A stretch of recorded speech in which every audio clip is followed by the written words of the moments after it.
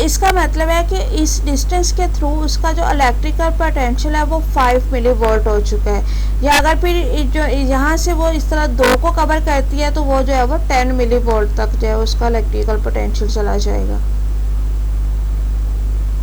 इसके अलावा जी हमें ईसीजी लीड्स रिक्वायर होती हैं। ईसीजी करने के लिए लीड्स जो हैं वो स्पेसिफिक इलेक्ट्रोड्स हैं जिनको हमने बॉडी के ऊपर डिफरेंट पोजीशन के ऊपर लगाना होता है और फिर उनके ज़रिए जो है वो उसको नोट करना होता है। 12 टोटल ईसीजी की लीड्स होती हैं। उनमें से जो 3 लीड्स होती हैं वो बाइपोलर लिम्ब लीड्स होती हैं, 3 जो है वो ऑगमेंटेड लिम्ब लीड्स होती हैं और 6 जो है वो जस्ट लीड्स होती हैं। ठीक है, अब ये किस तरह की होती हैं, किस किस पोजीशन पे होती हैं उसको हम देखते हैं। सबसे पहले हम देखते हैं बाइपोलर लिम्ब लीड्स जिनको हम स्टैंडर्ड लिम्ब लीड्स भी कहते हैं।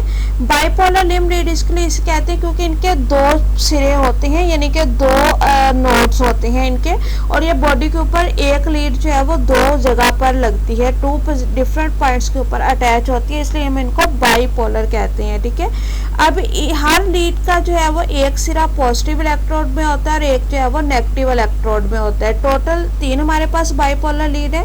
तीनों में हर लीड के पास एक पॉजिटिव इलेक्ट्रोड है, एक नेगेटिव इलेक्ट्रोड है। अब हमने उसको बॉडी के अंदर लगाना किस तरह है। ठीक है, जो होगी लीड 1 जो है उसकी जो पॉजिटिव साइड होगी वो लगाएंगे लेफ्ट आर्म पे और जो उसकी नेगेटिव साइड होगी वो लगाएंगे राइट आर्म पे। ठीक है, यानी कि ये आप डायग्राम में भी देख सकते हैं। ये हमारे पास लीड 1 है, रेड कलर की जो होगी, रेड कलर की जो लीड 1 होगी उसकी जो पॉजिटिव साइड है वो हमने लेफ्ट आर्म पे उसको लगा दिया और जो नेगेटिव साइड है वो उसकी राइट आर्म पे लग गई। ठीक है, उसके बाद आती है लीड 2 जो कि ये येलो कलर में शो हो रही है।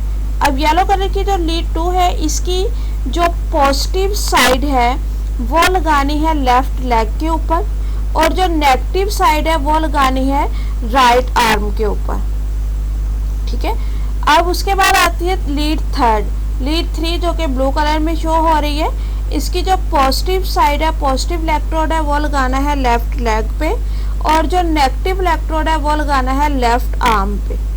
आप देख सकते हैं कि इस तरह से जब ये लीड्स लगेंगी तो ये टोटल एक ट्राइएंगल बन जाएगी बाइपोलर लीड्स की।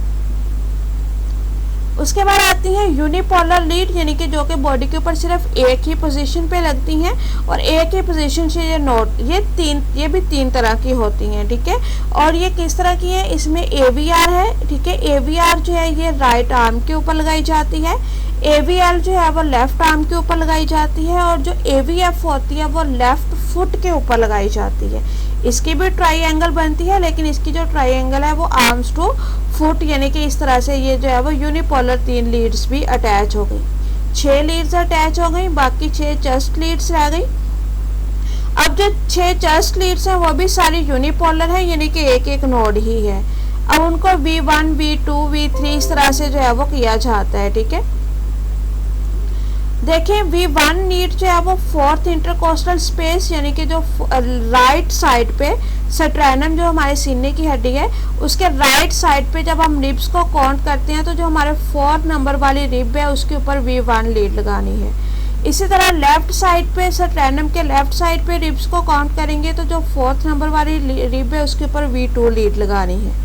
उसके बाद लगाएंगे हम V4 लीड।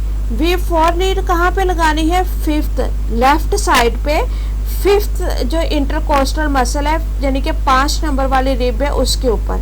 ठीक है, अब V4 5वें नंबर पे लग गई तो जो V3 है उसको V2 एंड V4 के सेंटर में एडजस्ट करेंगे और उसके बाद जो V5 है वो उसके बाद V6 लगाएंगे उसी 5वें नंबर वाली रिब के एंड पे, एंड पॉइंट के ऊपर, सिरे के ऊपर, और जो V5 है वो फिर V4 और V6 के बिल्कुल सेंटर में आ जाएगी।